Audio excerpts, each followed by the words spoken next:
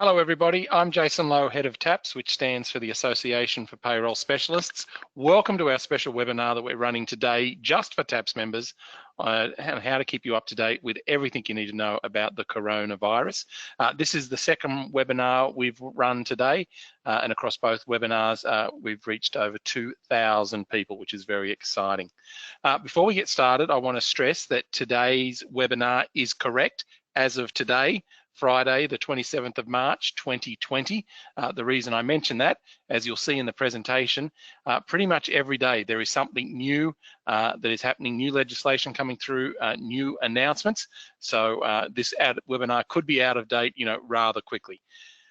Before we jump into today's presentation, I just want to give you a quick update on what's happening at the world of TAPS. We are still open for business. The helpline is still running. Our recruitment services are still running. Our training services are still running, but we have moved our training services online. And on the screen at the moment, you'll see a picture of what that looks like. We're currently using Microsoft Teams to do that classroom training that we used to do. And what you can see here is a slide from that training. And the great thing about these training courses and using Microsoft Teams is throughout the day, sometimes you'll look at the presenter, sometimes we might look at a PowerPoint slide, sometimes we might look at an Excel spreadsheet, we might look at a website. The key thing here is throughout the day, there are different things visually appearing on the screen to keep your interest and attention. And then you'll also notice in that picture is down the bottom, right in the middle, you can see Jackie, who was the presenter for this particular course. She had her camera on so that everybody could see her. The other boxes, no one else was brave enough to turn their camera on, but they could certainly communicate with each other. We're keeping the classroom small so you can still have discussions. So as I logged in yesterday just to see how that training was going, and that's me in the bottom right hand corner, there was a great discussion going on about annual leave calculations in New Zealand, which we know are very, very, very complex. So if you do have any training needs, we are still absolutely open for business. As per normal, we'll be running our breakfast meetings in May. Our next round of meetings were due to occur in May. We won't be doing them in person, obviously, but we will do a webinar, so stay tuned for some more information about that. The big question on my mind is what's happening with our year-end seminar, usually probably our biggest event of the year, where we train thousands of people around the country on what's happening for the new financial year. That will still be going ahead. I suspect at this point it will be a webinar, but who knows where we are by June. We might be lucky enough to be able to do that in real life. So stay tuned, we're certainly working on that. And the other thing we're working on at the moment is a brand new training course, which we would deliver via Teams, as you can see there, all about redundancy. Unfortunately, as you'll see as we go through today, and I'm sure you're already well aware of this, unfortunately, some people will be made redundant as we go through this coronavirus situation. So we're getting lots and lots of calls on the helpline. So we're actually working on some material now to be delivered online. So stay tuned next week. We hope to be able to launch that for you at some point next week.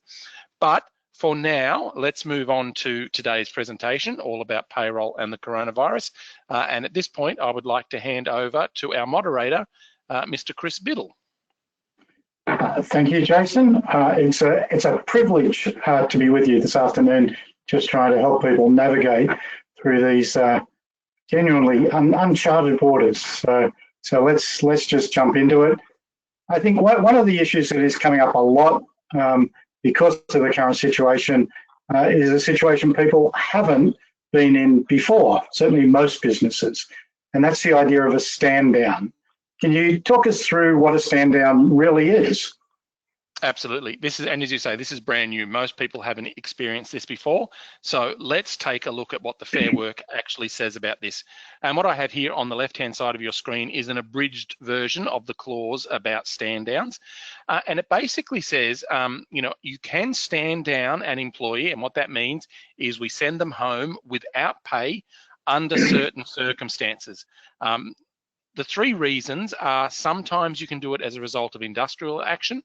You could also do it as a breakdown of machinery or equipment. And the third reason is a stoppage of work for any cause for which the employer cannot be held reasonably responsible. And that's the one that we're really looking at here today. That's the one that has kicked off for us as a result of the coronavirus. We know that the government announced that a number of businesses needed to stop, such as casinos and pubs and clubs and gyms.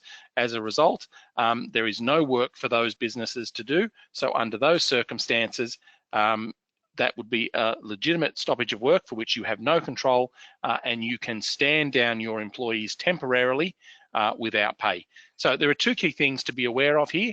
One, you have to stop the work because of a situation that you couldn't control. But before you do that, you need to make sure your employees can't be usefully employed somewhere else. So let's maybe talk about a restaurant which currently hires a number of waiters, and they've been told that they're not allowed to operate anymore, but they can still operate in a takeaway environment. Before we stand down all our waiters, we might think of, can we use them in any other way? Can we use these waiters to now do home delivery? Can we use these waiters to help us, pack orders? Can we have one of the waiters working on the takeaway window, for example? So before you stand people down, you need to make sure that you can't use them elsewhere in the business. Worst case scenario, if you have to shut the business down, you can invoke these stand down rules. One important thing to keep in mind is we're just looking at the Fair Work Act here today. It would be very, very rare, but some businesses might have rules about stand downs in their enterprise agreement, in their award, or maybe in their employment contract. If you do, and as I say, it's very rare, you will need to keep those additional obligations in mind. Okay. Jace, you've talked about stoppage of work a couple of times already. Can you just drill down a bit more as to what that really looks like? Yep, absolutely. So if we define stoppage of work, it means that the business, or maybe a part of the business, can no longer operate. So some classic examples of what that could be. The first one on the left-hand side, if the government orders you to fully shut down. Classic example of a stoppage of work. You can't continue working because the government says you can't. That's a stoppage of work. You could use the stand down provisions. The next one is not as cheerful, and unfortunately we're going to have to talk about some rather uncomfortable things today. But let's say we have a factory that manufactures widgets. And we have a team of 20 people in that factory, for example. Let's say if in the worst case scenario, the coronavirus ripped through the team of workers in the factory and they all became ill with the coronavirus, and the factory workers could no longer work the factory equipment. What that would essentially mean is all the support workers, the people in the office, the people who do the sales, the people who do the deliveries, they are no longer able to operate because the factory is no longer operating. So under those circumstances, you could stand down the employees in the surrounding departments. The key thing here is the stoppage of work must be as a result of an incident which the employer cannot be held responsible for in any way. Final example I wanted to share is if you own a shop, but you can't operate it because you can't get stock delivered. So lots of retail shops are out there. Let's say it's a shop that specializes in selling sanitizer and face masks, and all of a sudden they've run out of those two options. There's nothing else for the business to sell. You could stand down employees because we don't actually have anything to sell. So that's what a stoppage of work is, and that's when you can invoke those stand down provisions. The key thing is what a stoppage of work is not is a slowdown of business or a slowdown of work. If things have just become a little bit quiet, that is not enough to activate these stand down provisions.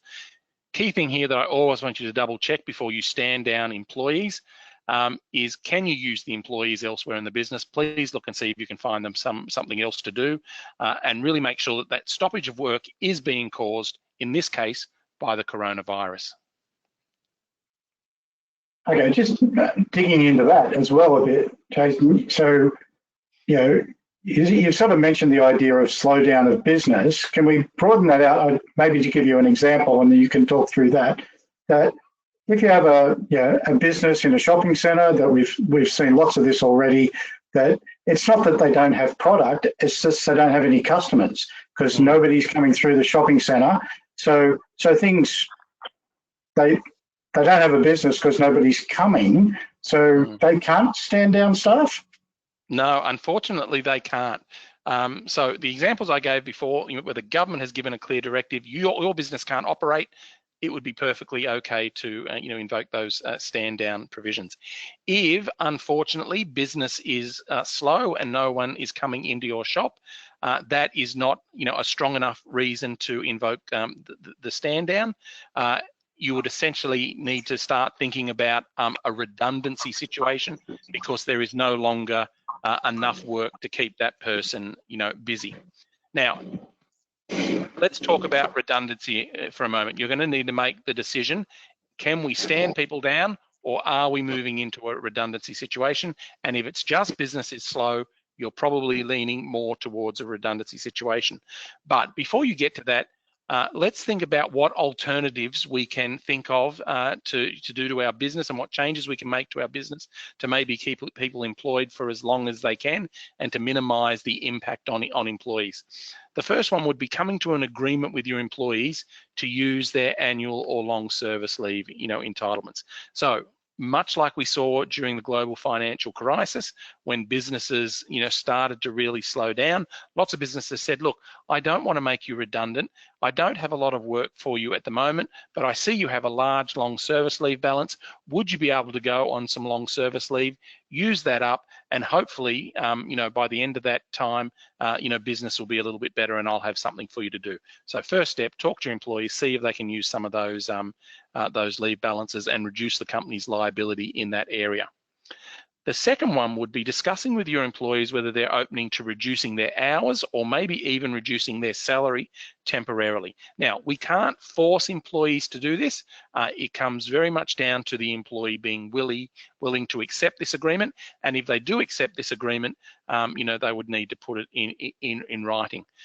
This is perhaps more of a HR issue, but what you really need to be doing at this time is sitting down with the employees and being very honest and open, and consulting with them and saying, look, we've got this shop.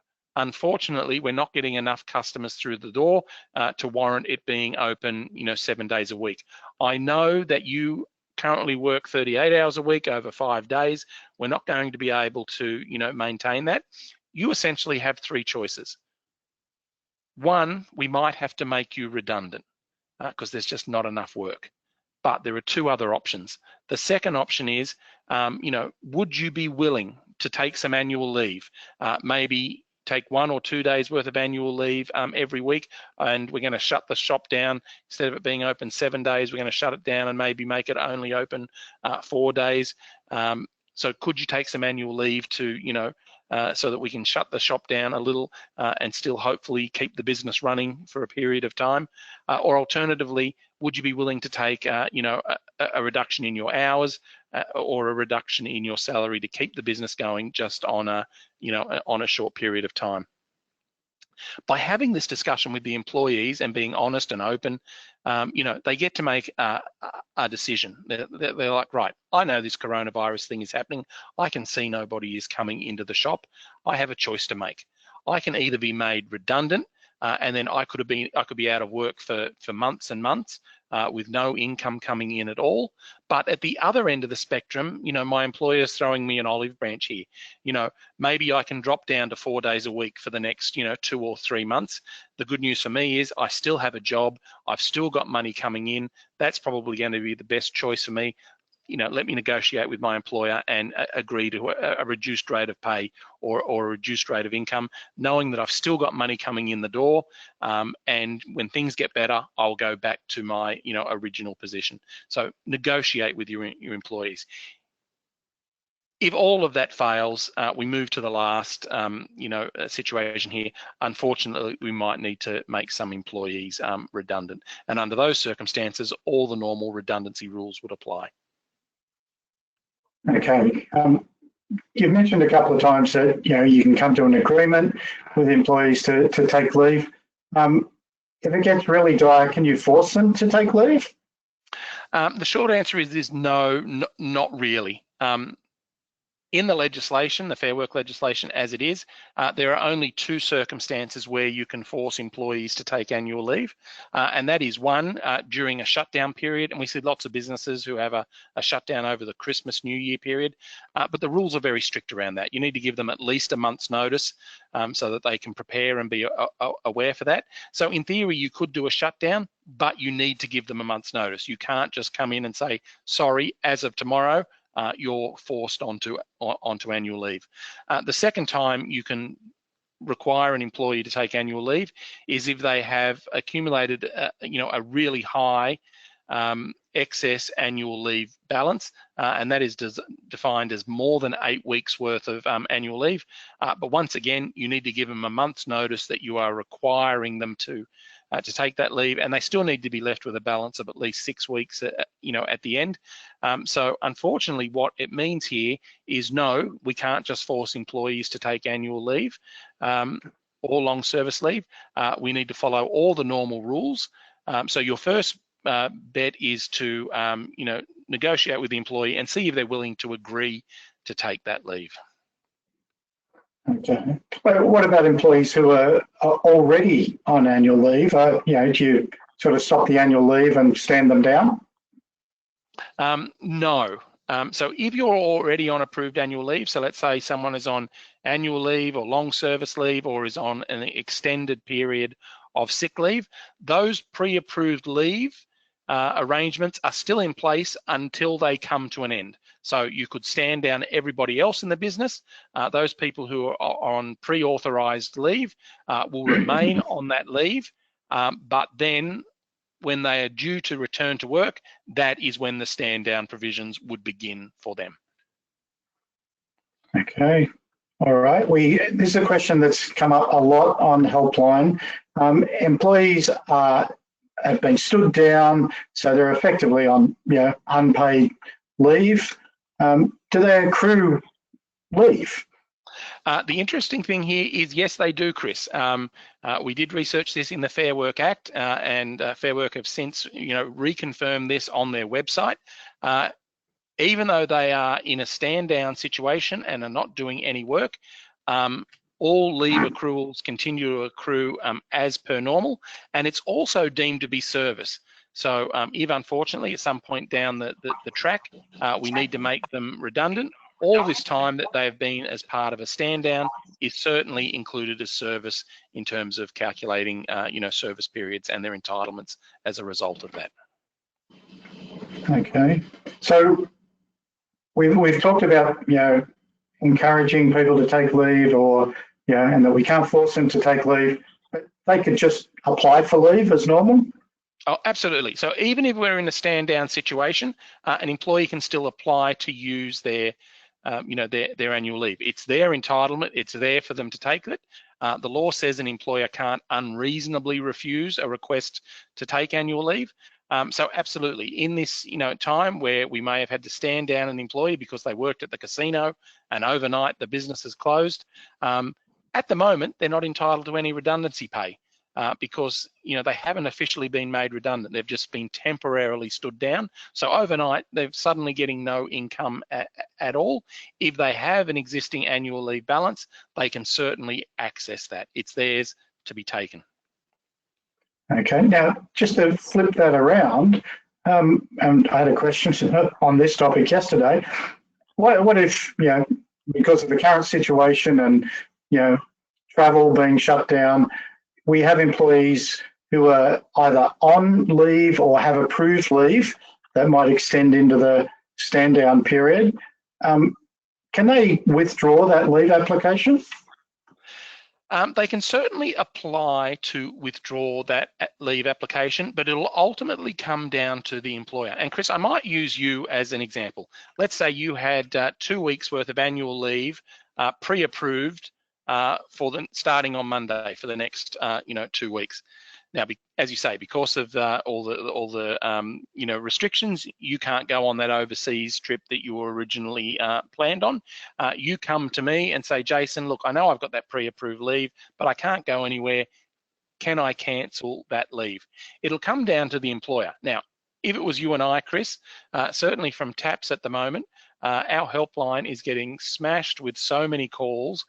It is unbelievable. This, for me right now, is one of the busiest times that we have ever seen in TAPS. So if you were to come to me and say, Chris, Jason, can I cancel that leave? I would say absolutely. I would love to have you back in the office. We really need your help at this busy time. But not every business is going to be like that. If Chris was working in a retail environment and things were really slow and he had leave booked for next week and he come to me and said, listen, my holiday's been cancelled, can I come to work? If I was the manager and owner of a retail shop, I would have to say, look, unfortunately, Chris, there's not enough work for you to do. We're going to need to leave that pre-approved leave in place. Okay, thank you. And it's good to know I'm needed, and I'll be here on Monday. We love you, Chris. There's no doubt about that. Thank you. Personal carers leave, sick leave. What about that during a stand down period?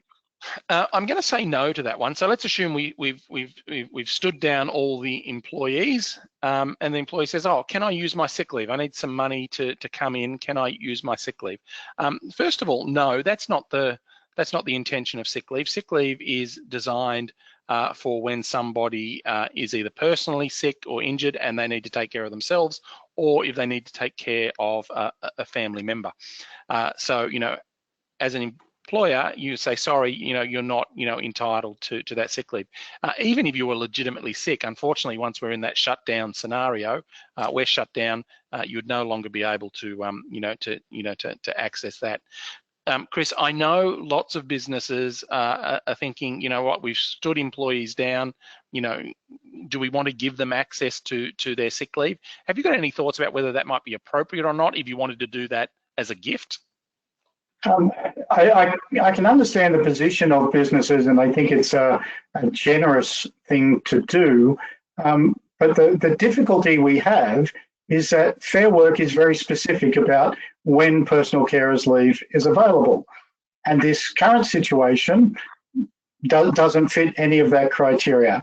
So whilst the employer may think it's a generous thing to do, it may have a risk in that if it's deemed that the taking of personal leave that was allowed or possibly even encouraged by the employer was in fact not a valid use of personal carers leave, down the track when somebody's actually sick and they may have already exhausted their sick leave because they took 2 weeks during the stand down or during the COVID situation generally, and now they don't have it for when they're legitimately sick, there may in fact be an argument to say that leave could be recredited. Again, these are things that aren't tested, but Fair Work has to work within the law. And yes, laws are getting changed quickly at the moment, but that's certainly our understanding at the moment. Another thing to mention is, based on what we see through Helpline, a reasonable number of businesses are being generous in a different way, in that they've actually instigated a COVID-19 leave. So making available to people up to 2 weeks special leave during this time. I'm not, and I guess individual businesses will have their own criteria about how that might be made available. That's interesting. So similarly, I would think long service leave is allowable to be taken. Absolutely, long service leave is allowable to be taken, but once again, you need to make sure you follow all the normal rules. Now, and here's an interesting thing. We had a number of members earlier in the week sort of say, look, we've got some employees with a long service leave balance. They would like to take a day here or there. Business is slow. We've negotiated for them to take some leave. They're saying, can I take 1 or 2 days worth of long service leave over the next several weeks? Now, certainly the way the legislation has always been written in New South Wales, it never allowed for that. And this is the same in many other states. Long service leave was always designed to be taken in a chunk. you're typically not allowed to take a day here or there. You have to take a big chunk, ideally the 2 months, or maybe 1 month and then another month, but it was not designed to be taken in little pieces. So earlier in the week, we reached out to New South Wales Industrial Relations, and they were very clear on the situation. They said, no, long service leave must be taken in those big chunks, as it says in the legislation. So I put all my slides together, Chris, to explain that. And then later in the day, New South Wales passed some brand new legislation. This happened back on the 25th, only a couple of days ago, and they have now passed new laws changing the Long Service Leave Act to make it more flexible to help both employees and businesses. The one that is probably of most interest to us is greater flexibility for employees to take their leave in shorter blocks. So taking those little days or a week here and there would be allowed, and also reducing, the notice period, by which an employee has to take their long service leave. So this is temporary legislation. It started this week. It'll have effect for 6 months, with the possibility of an extension for up to 1 year, depending on how long this situation, occurs. So the answer to, I suppose, your question, yes, you can take long service leave. Normal rules apply. So Victoria has allowed people to take 1 day here and there since November 2018. New rules in New South Wales also allowing them to take a day here and there. But for most of the other states, at the moment, that is probably not allowed. So, keep an eye on that legislation. As we say, some of this stuff is changing on a day-to-day basis. So who knows what comes on Monday? The other states may follow suit.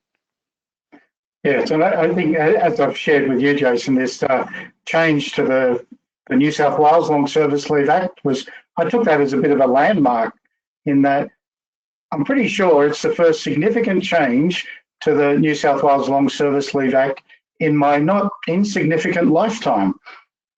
Yes. We're not going to suggest that you're old, Chris. No, not at all. Okay, so still talking about stand down, what happens when an employee resigns during the stand down? That is perfectly acceptable. If someone is stood down, they've not got any income coming in, they go and find a job somewhere else, and they decide they're going to resign from their original job, absolutely, they're more than welcome to do that. Funnily enough, they still have to give their employer notice.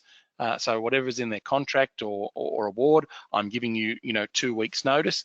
The good news, however, though, is that they can serve their notice period at the same time as the stand down. So if we're stood down for the next month and they have to give 2 weeks worth of notice, that 2 weeks of notice runs during the stand down time. The only time that would become, potentially a little bit tricky is if we decided we were standing down for a month and, an employee resigned today and gave 2 weeks notice. And then 1 week into that notice period, you decided to open the business up again. In theory, they'd sort of have to come in and work that second week of their notice period. I don't think that's going to happen. Good news is they can the notice period, all part of the stand down period. Okay. Now on the other side, and certainly the situation we know will happen, and we hope it doesn't happen too much. You've stood staff down. You've explored all your options and realised, this is just not going to work, and you need to make some people redundant. Can you do that while they're on stand down? Yeah, absolutely. And this is going to be the next phase that comes in here. You're spot on. The stand down provisions were always designed as a temporary solution. So we've temporarily stood people down, but a week or two or a month may go past, and it may become clear to the business that we're not going to be able to bring these people back to work. Things have just changed so fundamentally, and at the moment those people are sitting at home with no income. So at some point, if they're not coming back into work, you're going to have to make them redundant, and under those circumstances they become entitled to their normal redundancy payments as per normal. The one interesting thing about this, however, is that when we make somebody redundant in normal circumstances, they must be given the opportunity to work out their notice period. And if we decide that they can't work out their notice period, we need to give them a payment in lieu of notice. And the same provisions provided for here. even though they're on a stand down, when you make them redundant, you need to give them the opportunity to actually come into work and earn that money during their notice period. Because you're stood down, you're not going to be able to do that. So I suspect most businesses will have to pay them and give them a payment in lieu of notice instead. And that would be at their normal rate of pay. So, you know, if their typical roster required them on night shift and doing regular overtime, just as we include everything we normally would have paid them had they have worked, we would still need to give them, you know, those sorts of payments. Okay, that is a surprise for lots of people, I think. Yeah, and I suppose just on that, Chris, we are, as I say, developing this new redundancy course, which we hope to launch, you know, next week. So if you need more help for that, there will be a special online training course that you can attend for that. Okay, good to know. Another interesting topic that's been coming up a bit, Jason, is what, you know, stand downs are starting to happen now, and Easter's really not far away. What happens with public holidays during a stand down period? Good question. This one really surprised us, and I'm still surprised. So we poked around and we found some information on Fair Work, and this is a cut and paste directly from the Fair Work website. And if you look at that third sentence there, it says employees can't be stood down without pay on a public holiday. They're entitled to get paid for the ordinary hours they'd normally work on that day. So you're exactly right. We're in a stand down situation at the moment. It would appear, looking at that sentence, that when the Easter public holidays come up, although they have not been receiving any pay for the last couple of weeks, as soon as that public holiday occurs, they would be entitled to be paid for that day. And Chris, I know you and I looked at that yesterday and thought, you know, it's clearly what it says, but it doesn't make sense. Is that really what Fair Work would expect us to do? So I know you certainly reached out to Fair Work, and we got that answer just, you know, a couple of hours ago, and we now have in writing, they have reiterated this is absolutely the interpretation of what they're trying to say. So even if somebody is on a stand down and they're not getting any pay, if a public holiday turns up, they would get paid for that day, you know, like they ordinarily would. Yes, it does present an interesting situation for if a business stands down everybody, but somebody in payroll is still going to have to come in and process public holidays. That's, oh well, payroll comes to the fore again. Yes. Another thing that happens, you know, during stand down, or, you know, it could happen that, you know, people are being made redundant. You know, we're used to providing employment separation certificates to staff, certainly on request. Things are changing a bit. They are, yeah. So it's been an interesting week, and, you know, just to show you how crazy it is, at the beginning of the week, there was a school of thought that, you know, as a result of these stand downs, there would be no need to give an employment separation certificate because the employment relationship hasn't ended. There has been no termination. We have just temporarily stood down the employee. Then Centrelink came out and said, no, that is in fact not the case. They still need an employment separation certificate to be able to claim their Centrelink benefits. They said, but we are looking at, you know, fast tracking some legislation to come through by the end of April, which would, you know, make the process a little bit easier. But until that legislation comes through, you still need to give an employment separation certificate.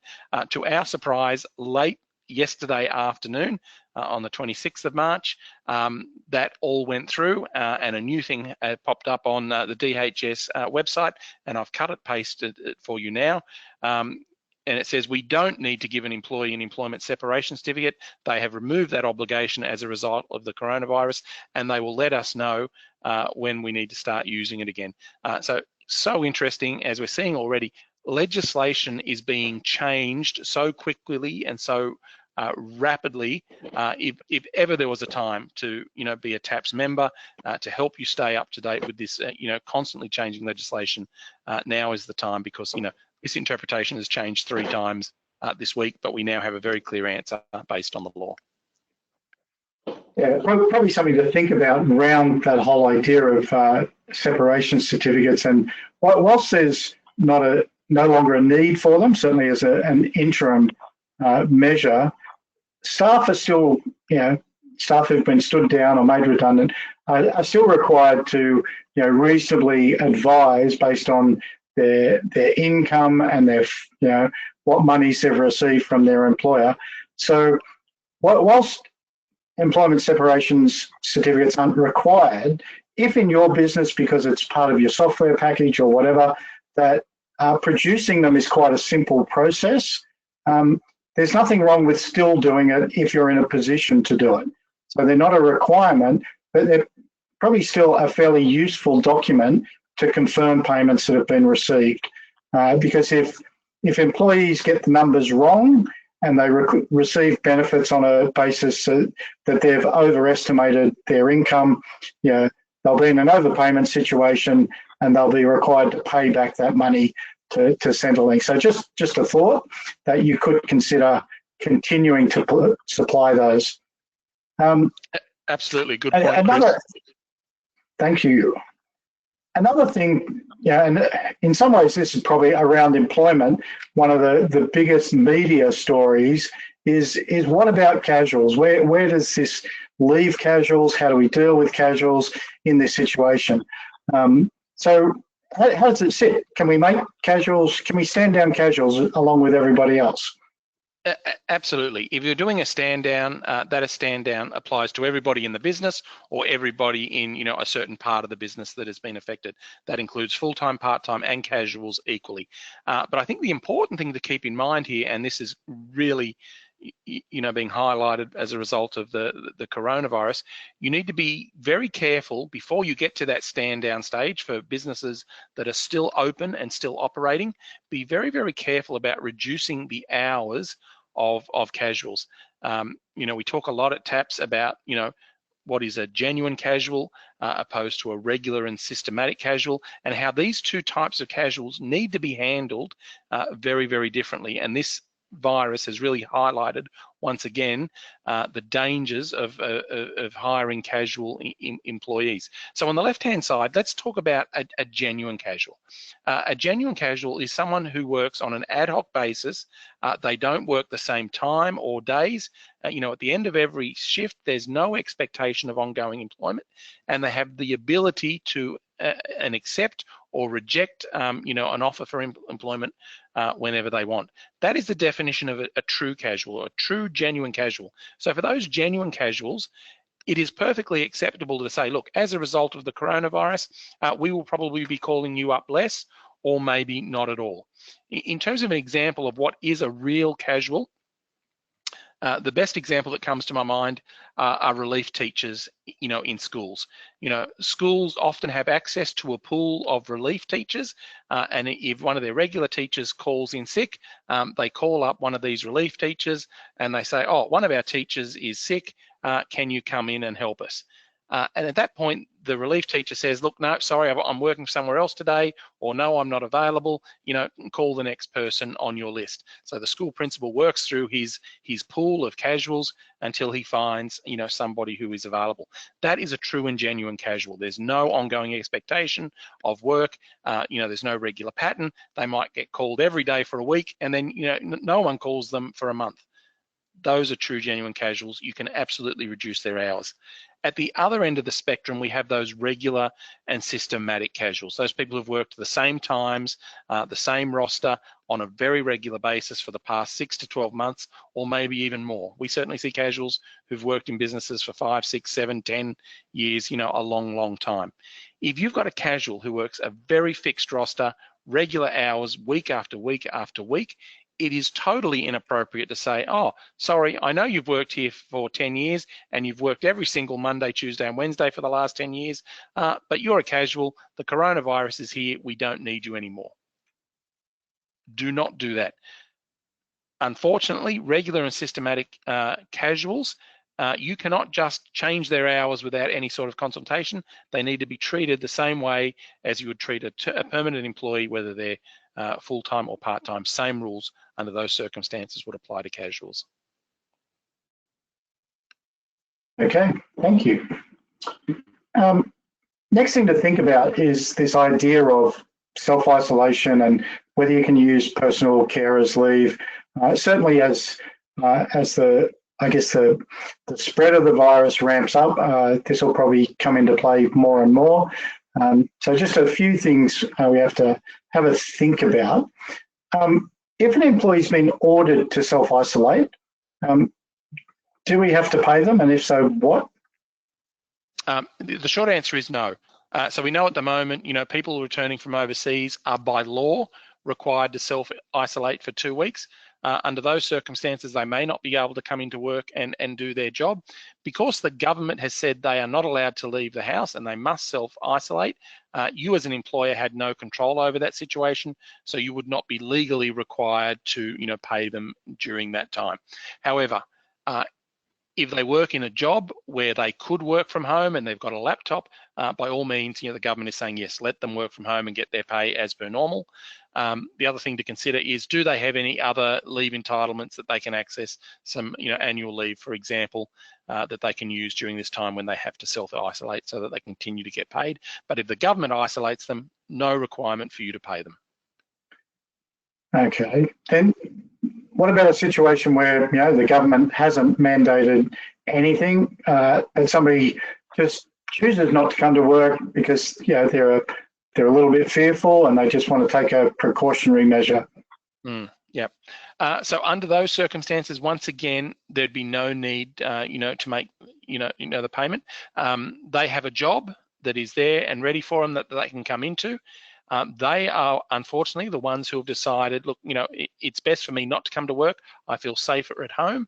If there's no opportunity for them to work from home, then there would be no there'd be no obligation, to pay them. Classic example, I'm thinking about a checkout operator at Woolworths. There's a job for them, they can come in, but if they say, no, I don't feel comfortable coming in, unfortunately, they're the one who've pulled the pin on the employment relationship. There'd be no need to pay them. But once again, maybe let them take some annual leave instead. And if they work in an industry where they can work from home, yes, by all means, see if you can set that up for them. All right. What if it's the employer wanting to take a precaution and just not have people come into the office? Okay. Opposite scenario. So now the answer is going to be yes. As an employer, you have an obligation to pay your employees. And if you say to one of the employees, look, we don't want you to come into work, we want to stop the spread of the virus, that is not within the control of the employee. So because it is now you who've decided that they can't work, they would still be entitled to their, to their normal pay. But once again, if you can, like we did at TAPS, we started self-isolating quite early. We've been doing this for a couple of weeks now. We encouraged everybody to work from home, set them up with laptops, so they're working, still get paid as per normal. Thank you. I guess this is a fairly obvious question, but just for clarity, if somebody does have coronavirus or a member of their family has coronavirus, just personal carers leave normal? Absolutely. That's what personal carers leave is designed for. If you are sick or an immediate member of your family is sick and they need to be cared for, you can take your personal carers leave. Coronavirus clearly a sickness under that definition. So if you are sick or a member of your family is sick, you can take that personal carers leave to care for yourself or for someone in your family. Okay. Now, what about an employee who's been tested for COVID-19, still waiting for results, so they're taking whatever time, 2 days or so, to just waiting for the results, and they're in self-isolation during that period? This is a harder question to answer, and I've put up on the board here, no. So let's assume they've got no symptoms, but there's a risk that they might have the virus, and they've been instructed to work from home, or instructed to self-isolate. Under those circumstances, I'm assuming that's sort of a government requirement that requires them not to be out in public. So under those circumstances, once again, because this is a government directive, the answer would be no. But if they are otherwise feeling healthy and there are work from home options, consider those, or also consider, some other annual leave entitlements perhaps.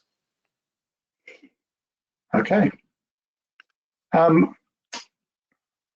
Employees who have a child in school or childcare, and the school or childcare centre's been closed down because of coronavirus. What happens then? Right, this is a really interesting question, and we know that from time to time schools close down. Schools close down for school holidays, schools close down for pupil-free days, and under those circumstances, employees are not entitled to take personal carers leave. There is no sickness, so just because school is closed doesn't give you an automatic entitlement to take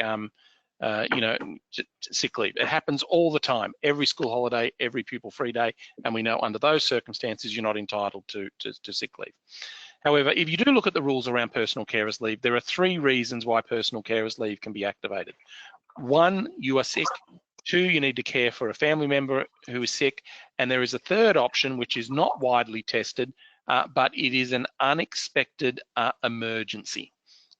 And that definition has always been a little vague and has not been used all that actively. Good news is Fair Work have given us a little bit more guidance of what they think that means. So in the answer there, I've said if a school or childcare centre is closing down on short notice and for a short period due to concerns about coronavirus, that would be an unexpected, emergency, particularly if the reason they are closing down is because someone at the school has been tested and the school is encouraging everybody to keep their children at home. So short notice, totally unexpected, only for a short period. They're told keep your kids at home for a couple of days while we do this testing, then that would be an unexpected emergency and would give them access to their personal, carers leave for a couple of days. But here's the thing at the moment, schools are still open. The government is saying you can send your children to school and it's there for you, even though they are encouraging you in a lot of cases to keep your children from home, keep your children home. This is not at this stage an unexpected emergency under that situation. You had the choice of either sending them to school or keeping them at home. So your decision to keep them at home would not give you access to personal carers leave, unfortunately. And I'm giving you the real strict technical definition here. If you wanted to be a little bit generous, maybe you could allow them to access their personal carers leave for a short period of time. And this becomes the other part of the answer. There is no precedent on how long an emergency can last. Now, my gut feeling on this is, and when you look at the words that Fair Work are using, and I've bolded them there, something that's happening on short notice and for a short period, could potentially be an unexpected emergency. So let's say, for example, on Monday, the government makes a decision, and this is totally hypothetical, where they say every school in Australia is now closed. That's an unexpected emergency. It happens at short notice. I believe the employee would be able to access their personal carers leave for a few days, to care for their child and to make some sort of arrangements for their care. But you certainly, let's say you had an annual a sick leave balance of 3 months because you never ever take sick leave, just because the school closed, I don't believe you could access it for, as long as it is 3 months. Key thing is short notice and for a short period. Okay, thank you, Jason. Probably moving on to some more positive thoughts. The federal and state governments have been doing a lot to try and work out how we keep the economy going, keep business going, and so there's lots of stimulus initiatives. What's out there? Yep. Okay. So let's start with the federal economic stimulus packages. There's a whole range of things, but the ones that are going to be interested to payroll professional are some potential deferrals in terms of paying things like PAYG and FBT. There's more stuff, they've included GST and other stuff. I'm just going to keep it purely to payroll here. So there's an opportunity to apply for a 4-month deferral, and there's also an opportunity to defer apply for deferrals for a much longer basis, and they will be assessed by the ATO on a case-by-case basis. I would suspect that payroll professionals are not going to be the ones making these applications. This is something that the CFO would primarily do. They'd need to justify, what the financial aspects of the business are to get some of these deferrals. But I just certainly wanted to make them aware to you as payroll professionals. If your business does go through the process and applies to the ATO, certainly there are deferrals available. The ATO just yesterday popped up a new page on their website, ato.gov.au/coronavirus, where they've put all the information about deferrals. So that's your first port of call for that. I want to stress one thing that doesn't change, and there'll be no deferral offered, and that is around superannuation due dates. The way that superannuation legislation was written, always very, very strict, and there's no wiggle room in that legislation at all, really. So the ATO are confirming that the ATO cannot extend the due date to pay superannuation contributions for your employees. If you are late or don't make payment, you will be subject to the superannuation guarantee charge, as per normal. So please ensure that you pay your super on time. That's not part of any deferral, package. The last part of the deferral packages, let's look at the state packages. Many states have introduced some payroll tax, either deferrals, total exemptions, rebates, discounts. Every state has done it slightly different. At this point, they are merely announcements, and we shared all those announcements in our weekly ETAPS email on Monday. So if you haven't read about those, you can read about them in more detail there. But I want to highlight, at this stage, they are mostly announcements only. There is no law backing them up as yet, but as we're seeing, these laws are being approved very, very quickly. So we don't know a lot about how these are going to work. My belief of what is most likely going to happen is we will still need to log into your payroll tax portals each and every month and declare all your wages.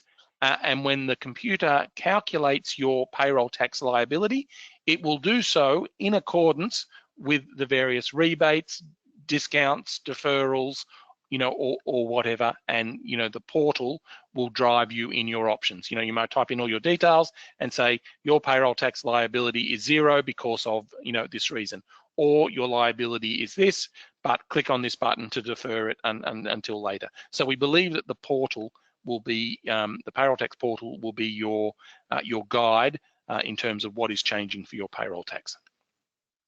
Okay, a couple of things to come back on with that, just some commentary. With the deferral of PAY, 4 months, up to 4 months. I was remember yesterday who they've already received a deferral through till the end of September. So it is on a case-by-case basis. So if there was some justification for it to be longer than 4 months, that could happen as well. With superannuation, we've noticed that we've had a number of our members talk to us about the fact they're planning on changing their payment cycle for superannuation, whereas, for some time now, they may have been paying their super on a monthly basis or even, pay cycle by pay cycle.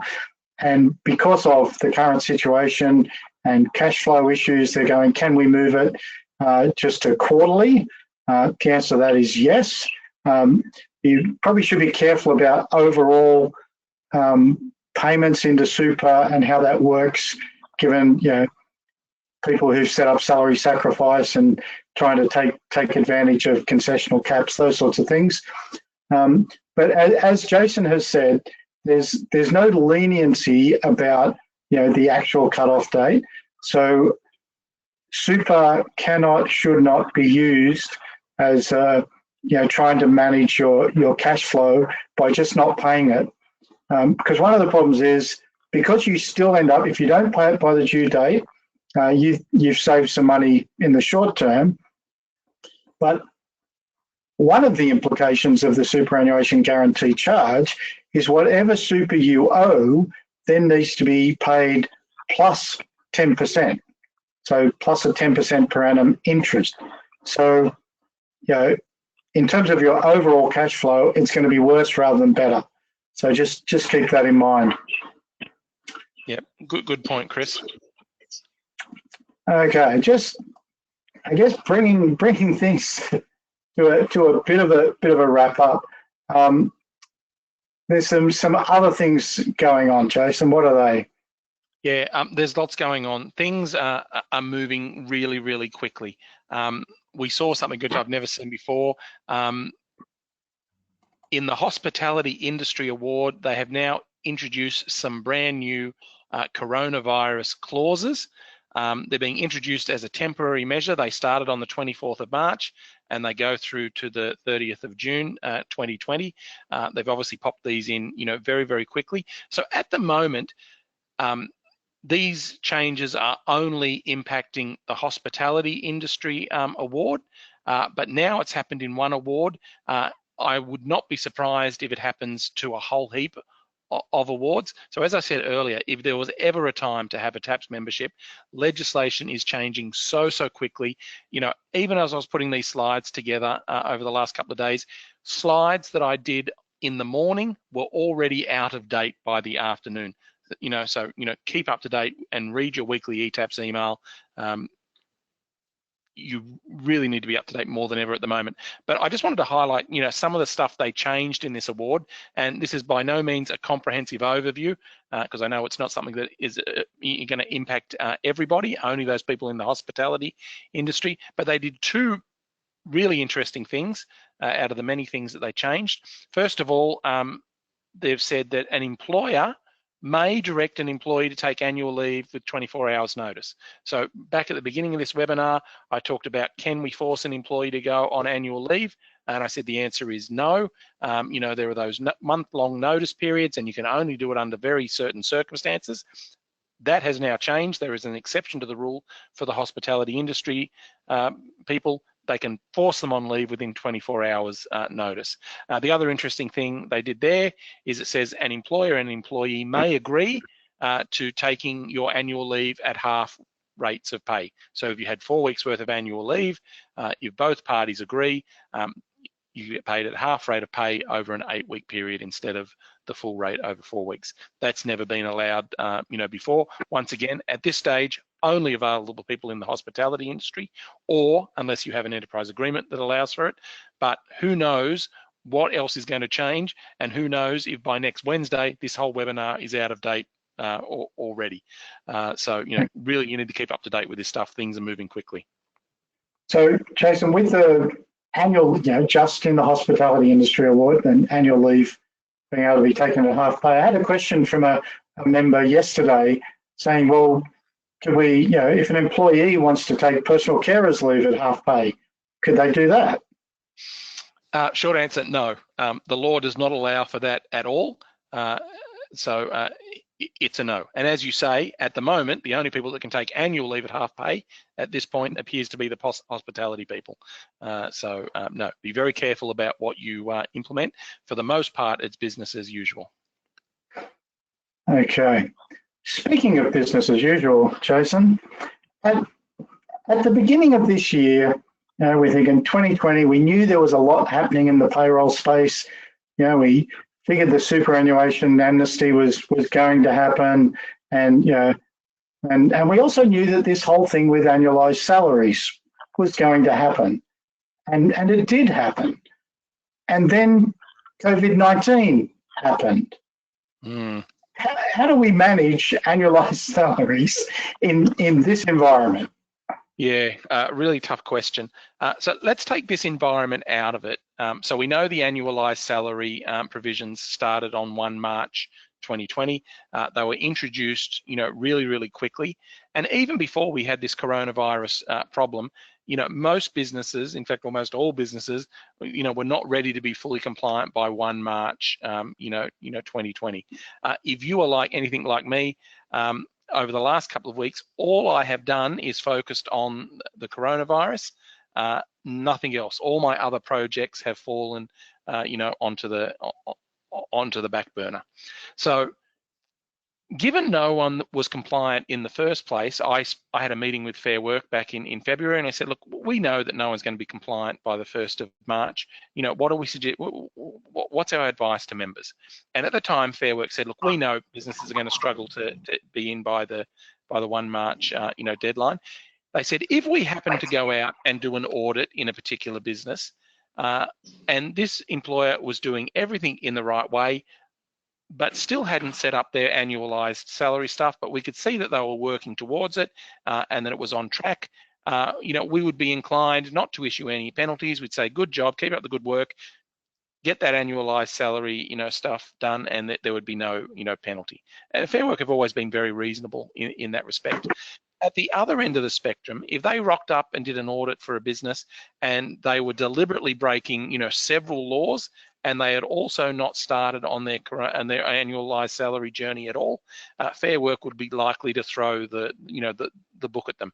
So, their response is always going to be, relative to, how compliant you are. Having said that, the law is the law. We still need to, follow the law. So although you might have temporarily taken your, foot off the gas and are not focusing on your annualized salaries, we still need to comply with this law going forward. So, in a few weeks or a few months when things settle down, I suspect you need to put it, straight up onto the top of your agenda again. The other half of this annualized salaries problem is this new legislation removes a lot of flexibility.